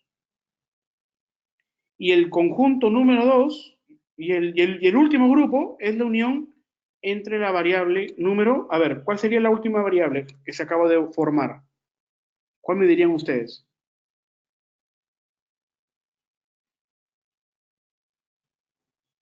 ¿Qué número pondría acá yo? ¿Qué número pondría? 4, excelente. O sea, es la variable número 4. ¿Por qué? Porque ese es el número, la nueva variable que se ha formado. Y ahora tengo la variable número 5. ¿Qué es la variable número 5? La unión del número 4 y el número 3. ¿Y qué significa? De que es la unión de todo esto. El número 5 es la unión de todo esto. ¿Necesario saberlo? Sí. Con fines académicos, porque al final yo sé que la variable número 5 engloba la unión de todo esto, pero lo estoy uniendo por partes, nada más. ¿Para qué? Para ordenarlo de tal manera de que yo sepa diferenciar cuál estoy uniendo, ¿no? Porque muchas veces puede ser que no una 1 y el 2, no lo una con end, lo puedo unir con or. Por algún motivo yo puedo hacer de que la estrategia sea más grande, porque el unir con OR implica de que yo voy a encontrar información con esta o con ambas. De tal manera de que la mayor cantidad de información se va a obtener cuando utilizo el operador booleano OR. O sea, si utilizo OR, más información. Porque es una, ¿no?, unión, ¿no? OR es igual a unión. Si yo uno, suele tener más. Estoy sumando. Pero si yo utilizo el operador booleano AND, estoy haciendo una intersección. Entonces, AND es intersección. Entonces, si yo utilizo AND, significa que yo voy a acortar la información. O sea, voy a tener que buscar información que tenga una y que a la vez tenga la otra. ¿Me dejo entender? Entonces, el sistema me va a buscar información que necesariamente tengan, en este caso, las tres variables. Y me va a descartar todas las otras informaciones. ¿Me dejo entender? Si yo uno todo con OR, me va a salir más cantidad de estudios. Y si yo uno todo con AND, me va a salir menos cantidad de estudios porque está siendo más específico. O sea, si yo lo uno por OR, se va a volver más sensible. Pero si yo lo uno con AND, se va a volver más específico. ¿Me dejo entender hasta aquí? Muy bien. ¿Preguntas? Al correo electrónico. Muy bien. Vamos. La última parte de la clase. ¿Estamos cansados? Son 1:15. Y ya tenemos 1 hora de clase. Vamos a dar un minuto de break. 1 minuto. Vamos a retroalimentar. A ver, ¿alguna pregunta hasta aquí? Sé que hay muchas preguntas. Si no hay preguntas, significa que no se ha entendido nada o se ha entendido todo.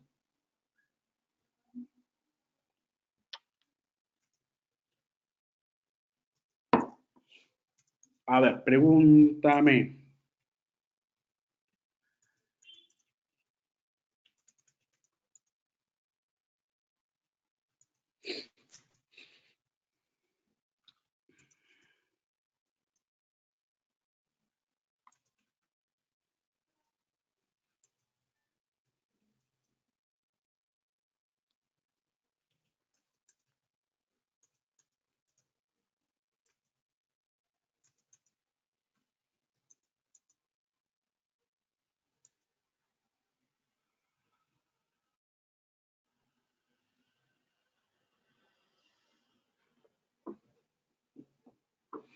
En la variable 1 no utilizaste y en la variable 2 se puede que no siempre. Ah, muy buena pregunta.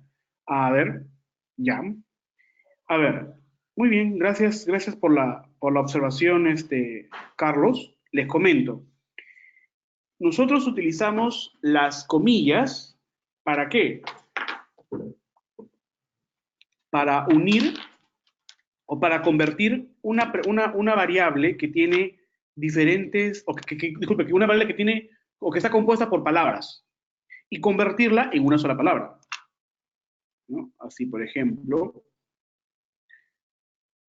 women groups, la palabra women groups es una palabra compuesta por women y por groups. Si yo busco como tal, como la palabra Women Groups, cuando lo busco, la información en el sistema, si yo no le he colocado las comillas, hablo del sistema PubMed, me va a comprender la palabra compuesta como dos palabras. Si no le coloco las comillas, me va a buscar la palabra women y me va a buscar la palabra groups. Si yo lo uno con las comillas, me va a buscar la palabra como women groups, o sea, como una sola palabra. ¿Me dejo entender? ¿Qué quiere decir? Que cuando yo tengo una variable compuesta, siempre deben utilizar las comillas. Cuando es una sola variable, una variable con una sola palabra, no es necesario. Ahora, en la búsqueda avanzada, en PubMed, se utilizan también caracteres de truncamiento. Sin embargo, ya no sé, bueno, personalmente he estado haciendo mis estudios de revisiones sistemáticas y cuando hago revisiones sistemáticas me dedico a hacer las estrategias. Y me he dado cuenta, y les digo esto con una experiencia, que cuando truncas o no truncas, da lo mismo, no cambia nada. Y de hecho, es mejor no truncar. ¿Qué significa truncar? Por ejemplo, la palabra women o la palabra women está escrita como tal, W-O-M-E-N. Truncar significa, por ejemplo, colocar en este caso para PubMed, un asterisco de tal manera de que el sistema me ubique todas las posibles palabras que continuarían después de la palabra WOM. O sea, por ejemplo, women o woman, etcétera, ¿no? Yo no lo hago, prefiero no hacerlo, porque al final da lo mismo y es mucho más específico. Entonces, una complicación biológica puede ser considerada como un outcome, claro, claro, de hecho, el outcome es la consecuencia o el resultado de. La complicación quirúrgica es una consecuencia o resultado de. Paciente complicado o paciente simplemente no complicado. Es un desenlace. Y puede ser resultado de una exposición o de una intervención.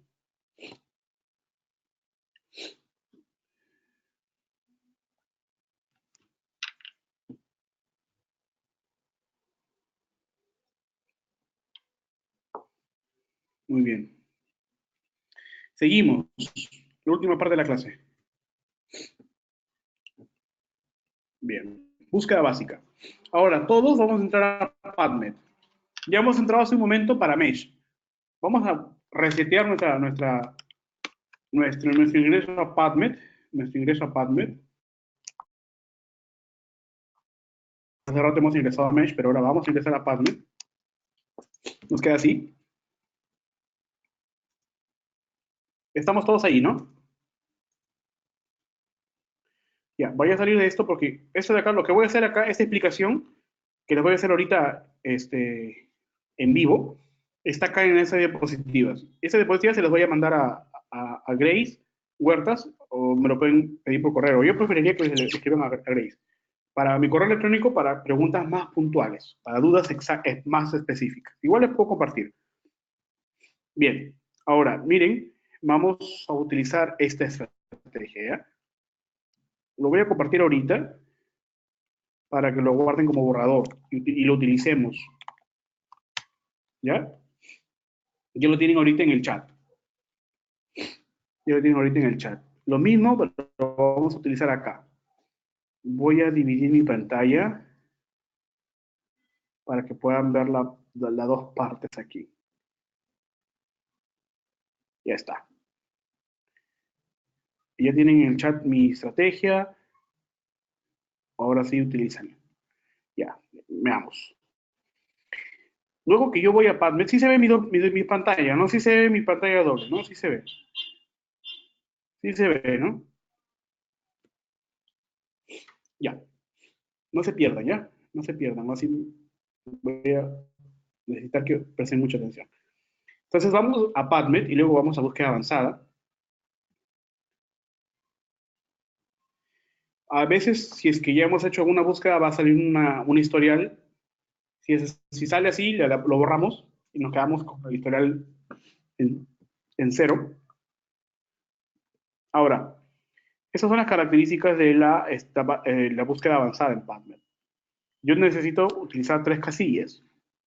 La primera, copio toda mi primera variable y lo voy a pegar en aquí, donde dice todos los criterios, todos los campos. Y sale así. Y lo voy a agregar a la historia.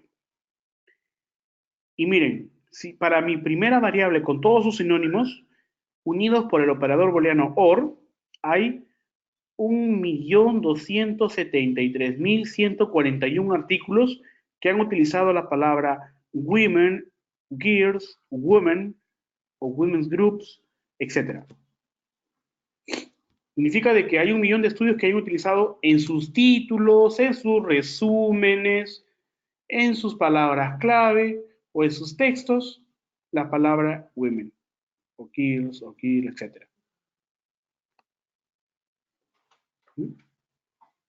¿Sí me dejo entender? Bien, hasta aquí la primera variable. La segunda, vamos a ver con Introducing Device. Lo mismo, copio y lo pego. Y lo agrego a la historia. Y me han salido 15.225 estudios. Ahora vamos con la última variable. Copio y pego. ¿Ya? Voy a pasárselos aquí para que ustedes lo tengan, ¿ya?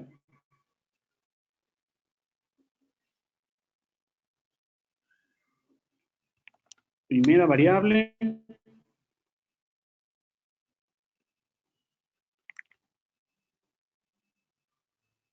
Segunda variable.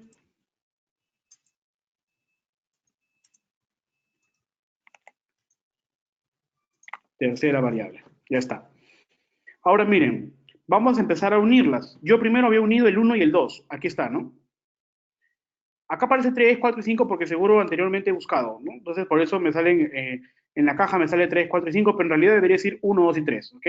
Eso no es relevante, ¿no? Significa que seguro el sistema me está viendo que yo he hecho una búsqueda anterior con unos datos seguro y por ahí me ha salido y ahora no me sale el número 1, 2 y 3. Pero acá debería decirme 1, 2 y 3. Vamos a pensar, vamos a imaginarnos que acá dice 1, 2 y 3. Si es así, voy a unir el 1 y el 2. ¿Cuál sería? 1 el 1 y 1 el 2. Siempre con end, porque yo puedo modificar esto y ponerlo con or, pero yo no necesito que sea con end. Y lo voy a agregar a la historia. Significa que estoy agregando la nueva variable, que sería el número 4, ¿no? Ahora, tengo que unir el número 4 y el número 3. El número 3 es este. 1 el 3 y 1 el 4. Y lo agrego a la historia. Porque la variable número 5 sería la mezcla o la unión de todas las variables. Ahora, ¿cuántos estudios hay con la unión de todas las variables? Hay 899 estudios. Hay 899 estudios. Hago clic aquí. Si yo estoy buscando información de todos los estudios publicados, en total hay 899. Definitivamente, pues tengo 899 artículos para escoger, ¿no? De enfermedad pélvica inflamatoria y dispositivos intrauterinos. Ahora, si yo estoy haciendo un estudio de investigación y necesito información específica, clave, que pueda darme un fundamento teórico a mi estudio, no necesito los 899, puedo limitarlos. ¿Cómo hago esa limitación? Voy a salir de aquí, porque no necesito esa ventana. ¿Cómo hago esa limitación? Por ejemplo, utilicen esta barra. Yo necesito información eh, de revisiones sistemáticas. Entonces voy a Customize y lo voy, disculpen, voy a buscar o programar el tipo de estudio que yo necesito acá, ¿no? Por ejemplo, revisiones sistemáticas, ensayos clínicos controlados, randomizados, estudios observacionales. Ahora, por ejemplo, vamos a ver estudios observacionales. A ver, estudios observacionales. Aquí. De los 899, solamente 4 han sido categorizados como estudios observacionales. Muy poquitos. Voy a regresar a los 899, lo voy a quitar el check. Voy a ver solamente ensayos clínicos randomizados incluso, o sea, aleatorizados. A ver, ¿cuántos estudios aleatorizados hay de los 899? 45. O sea, significa que hay 45 ensayos clínicos en donde está involucrada la variable inflammatory disease, donde está involucrada la variable intrauterine devices y donde está involucrada la variable women. ¿Me dejo entender? Puedo que me quede solamente con estos 45. Y además considere agregarle estudios de revisiones sistemáticas. O sea, además de los estudios aleatorios, revisiones sistemáticas. A ver, ¿cuánto más aumentará? 64. O sea, más o menos unos 19 estudios más, aparte de los 45. Entonces, bueno, bastante información. Con esto yo creo que sería suficiente. Ahora, pero miren, ¿qué pasaría si yo solamente lo descargo la información así? Pues voy a tener información mezclada. Ahora yo quiero pulir más esta base, ¿no? O sea, este hallazgo quiero pulirlo. Por ejemplo, quiero saber la, la disponibilidad del texto. Por ejemplo, texto completo, o sea, estudios en donde además del resumen, sí pueda llegar a ubicar el PDF. Hay 54. De los 64, 10 no tenían el texto completo. Ahora, en mi universidad, pues a los profesores se les ha metido la idea, al comité de investigación se le ha metido la idea de que únicamente debo utilizar la información de los últimos 5 años, dice, porque es la información más actual. Bueno, vamos a darles la opción de que eso es cierto y voy a utilizar los estudios en los últimos 5 años publicados. Voy a publicar en los últimos 5 años. Y hay 7, muy poquita información. Vamos a quitar los límites de, por ejemplo, tipos. Voy a quitar revisiones sistemáticas y voy a quitar estudios aleatorizados. Y hay 51. O sea, miren, hay de todos los estudios, de todos los tipos, que están disponibles a texto completo, en los últimos 5 años, es decir, de los 899 artículos, solamente 51 estudios hay en los últimos 5 años de texto completo que hayan utilizado todas las variables con todos y sinónimos. O sea, hay 51 artículos que han empleado mujeres con dispositivo intrauterino y el desarrollo de enfermedad crónica inflamatoria. 51 ideas, imagínense. 51 estudios similares a mi idea. ¿Esto es bueno? Sí, porque acá tengo mi marco teórico. Acá descargo la información y la utilizo para empezar a fundamentar mi trabajo de investigación, tesis o mi artículo científico, etc. Ahora, ¿pero de qué me sirve esto? ¿Nada más?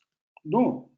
Yo necesito utilizar esa información y guardarla para poder utilizar mis referencias bibliográficas. Entonces voy a enviar a Citation Manager y ahora, como son 51, voy a mandar las primeras 100. O sea, porque si voy a mandar las primeras 50, ¿no? Voy a mandar las primeras 100 y voy a crear el file. Voy a crear el folder, ¿no? O el archivo. Y miren, se ha guardado un archivo con este formato, el formato NBIB.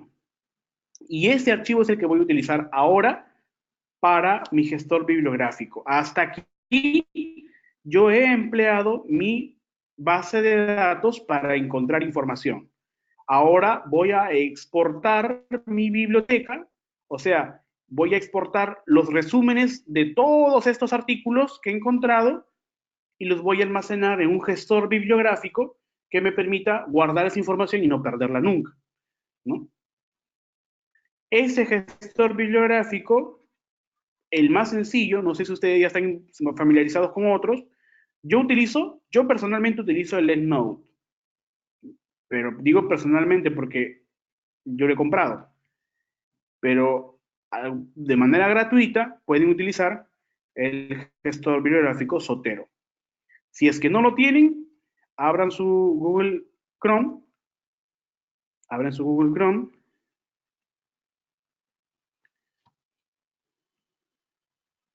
y van a zotero.org.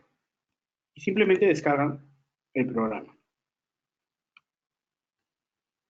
Van a sotero.org, van a download y descargan su programa. Bien, yo utilizo Mac, entonces descargo para Mac. Y además deben de conectar el Zotero a su Google Chrome. Instalan el conector a Zotero para Google Chrome y activan la extensión. Y se va a activar este foldercito que es de Zotero. Miren, si yo llevo esta información, voy a copiar esto, voy a ir a PubMed. Miren la facilidad. Cuando yo he conectado la extensión para PubMed de Zotero, miren, una vez que instalan Zotero, se abre Zotero así, ¿no? Acá definitivamente no va a tener, va a estar vacío, pues, ¿no? Su biblioteca va a estar vacía. Acá mi biblioteca ya tiene sus resúmenes. Voy a crear un folder nuevo y le voy a poner view, enfermedad pélvica inflamatoria. Y ahora miren, está vacío porque no hay nada guardado acá. Yo entro a mi PubMed, pongo mi base avanzada y busco la información. Sale lo mismo, 899, lo voy a limitar a full text. En los últimos 5 años. Y ahora me sale el 51, lo mismo, ¿no? Voy a Send to, Citation Manager, 100 y crear el folder. Bien, una vez que creo el folder, acá está guardado. Ahora, pero miren, además de crear el folder de manera manual, o sea, exportar todos los resúmenes, acá me sale un foldercito. Cuando yo he instalado el conector, me sale un foldercito. Como estoy en la primera parte de PubMed, si hago clic en ese foldercito, se abre una extensión, una ventanita emergente con las primeras, ¿cuántas? 20, las primeras 20, los primeros 20 artículos. Supongamos que yo los necesite todos los artículos. Voy a seleccionar todos y voy a OK. Antes de darle clic en OK, me aseguro que mi Zotero se encuentre en la carpeta o en el folder nuevo que acabo de crear en la aplicación que acabo de instalar en mi Zotero. ¿Ok? Muy bien. Como acá está abierto, voy a la página y voy a dar clic en OK.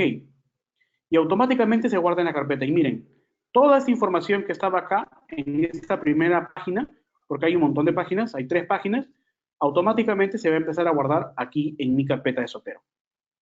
Y ¿qué información se va a guardar aquí? En el Zotero se va a guardar el tipo de artículo, el título, los autores, la revista, ¿no? El nombre de la revista, el volumen, el número, las páginas, el año, etcétera. Incluso también el resumen, ¿no? El resumen del artículo. Miren, todo el resumen hasta acá. Y así, artículo por artículo. Si yo voy a la segunda página, lo mismo. Ahora yo voy a tener las segundas 40, ¿no? Del 20 al 40. Ya. Voy a regresar.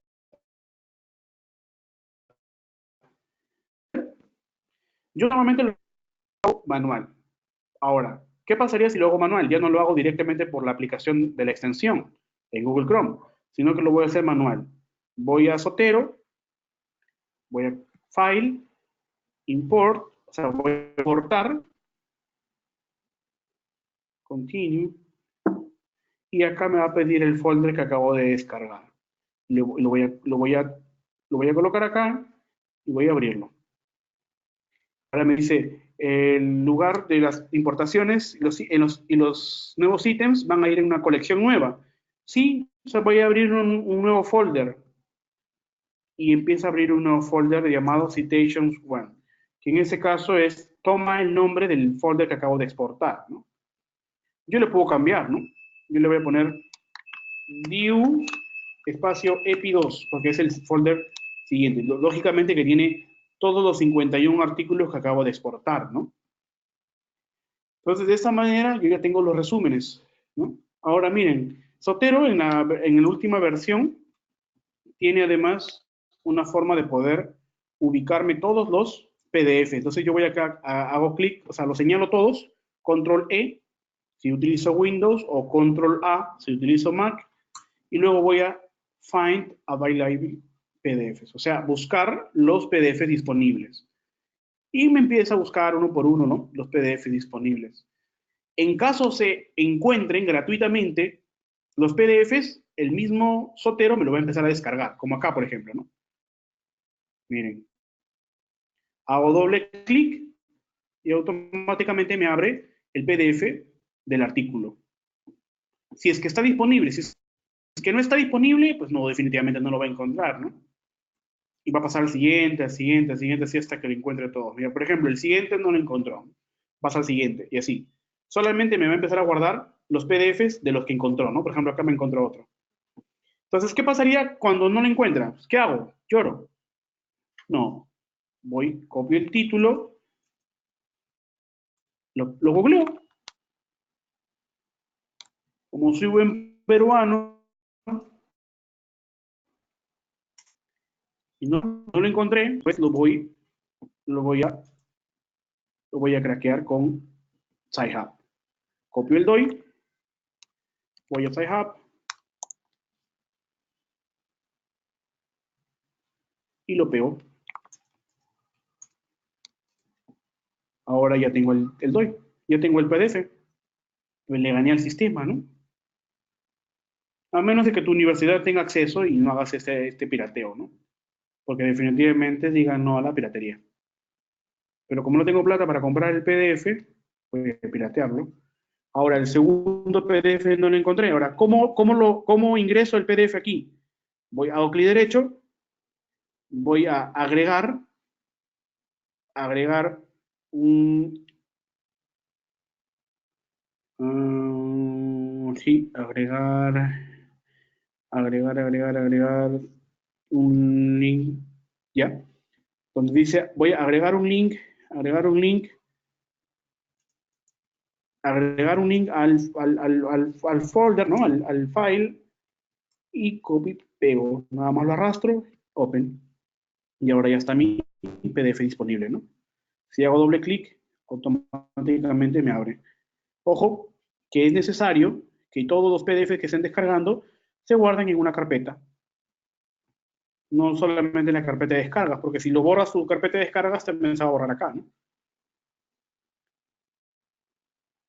Uh -huh, uh -huh. Muy bien. Y así, con cada uno, con los que no encuentren. No todos van a estar gratuitos, ¿no? Entonces, ustedes tienen la facilidad. Ahora, ¿para qué me sirve esto? Para guardar, uno, para que la información esté clasificada. Acá ya tienen su biblioteca de resúmenes, bien estructurada. O sea, si le dicen, ¿dónde están tus estudios que has encontrado? Están acá. Están clasificados. Además, están guardados sus PDFs, que yo puedo guardar en una carpeta aparte. El folder lo puedo crear en una carpeta en mi computadora, una carpeta exclusiva de los PDFs que acabo de anexar a mi Zotero. Pero ¿para qué más me sirve? Para las referencias bibliográficas. Por ejemplo, vamos a ver un ejemplo. ¿Verdad? Ya. Miren, por ejemplo, yo estoy haciendo un estudio con un compañero de doctorado sobre el análisis de costo-efectividad. Vamos a asumir que es el trabajo de ahorita. ¿Ya? Yo estoy abriendo Word. Entonces, yo necesito utilizar Zotero. Cuando yo instalo Zotero, automáticamente se tiene que sincronizar con el Word. Si no es así, voy a Zotero, Tools, Add-ons, y en Add-ons sale Zotero, Word, for, en este caso va a ser Windows Integration. Voy a Preference. No, en donde dice Disable, debería decir, siempre debería ser Disable porque ya está activado. Pero si no está sincronizado, por ejemplo, acá debería salir la ventanita de Zotero en su Word. Si eso no está así, hacen clic en Disable y lo vuelven a activar, o sea, nuevamente hacen clic en Enable y lo reinician su computadora. Y una vez que reinicien, tendría que salir acá la ventanita de Zotero en su Word. O sea, tiene que salir acá la ventanita del espacio de Zotero en su Word. Si no sale, reinicien la computadora y automáticamente tiene que salir, pero sí va a salir. Ya automáticamente, antes teníamos que hacerlo manual, ahora es automático. Ahora miren, ya por ejemplo yo tengo mi primer párrafo, ¿no? Mi primer párrafo. Vamos a asumir que mi primer párrafo es este de acá. Voy a borrarlo. Voy a borrarlo. Ahí lo voy a borrar. Vamos a asumir que mi primer párrafo ha sido extraído de esta información, del estudio de Turok. Entonces, yo voy a clic aquí, hago clic en agregar o editar citación, y miren, primero, como lo acabo de instalar, me sale la opción de tener de qué tipo de estilo de citación voy a utilizar. En este caso, por defecto en medicina es Vancouver. Ahora sale una ventanita roja y voy a poner a mi autor. El autor es Turok. Turok, acá está. Turok et al. 2016. Es de acá, el mismo. Entonces hago clic aquí y hago clic en Enter. Y automáticamente sale el número 1. El número 1 que pertenece a Turok. Vamos a borrar esto. Y ahora el número 2. El número 2 fue, vamos a suponer, este de acá que es Wu. Entonces hago clic aquí, después de mi punto, un espacio, hago clic en agregar y voy a poner Wu. Miren, Wu eficaz, este es el mismo. Entonces hago clic y luego hago clic en Enter y automáticamente sale el 2. Si se dan cuenta, me facilitó todo el trabajo de citación bibliográfica, que es gran parte del dolor de cabeza cuando uno hace tesis, ¿no?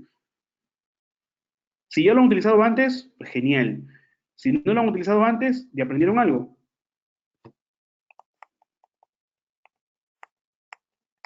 Espero que hayan aprendido algo.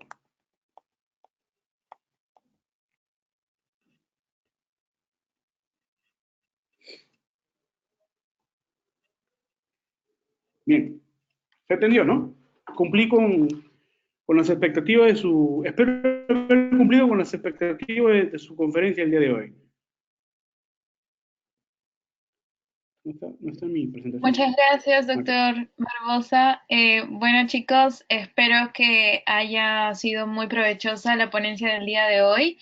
Ya saben que si tienen alguna duda, bueno, si ha subido ya el post-test, tienen que resolverlo los chicos que están inscritos a la ponencia.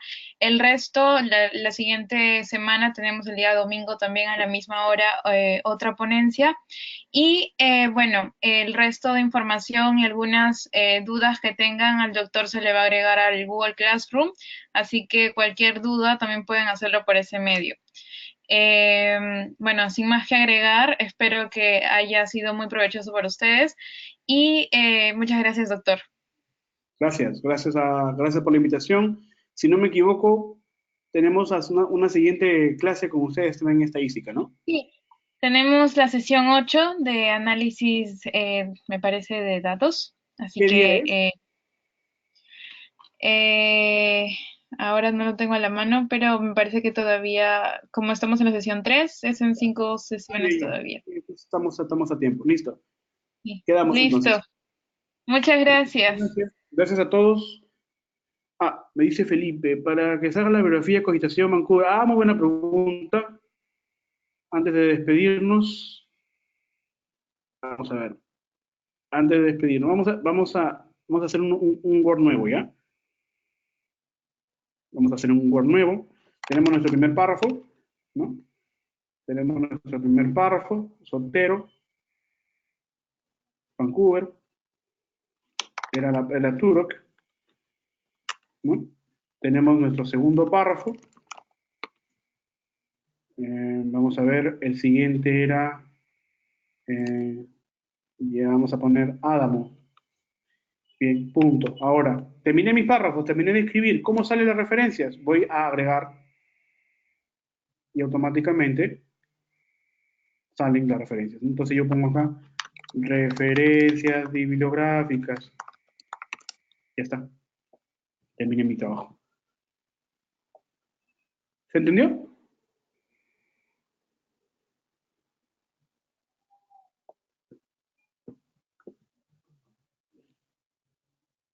Claro, definitivamente facilita todo el trabajo. Muy bien, muchachos. Nos vemos. Gracias, Grace. Saludos a todos. Listo. Gracias a todos, chicos. Ahora, ¿cómo cierro mi sesión?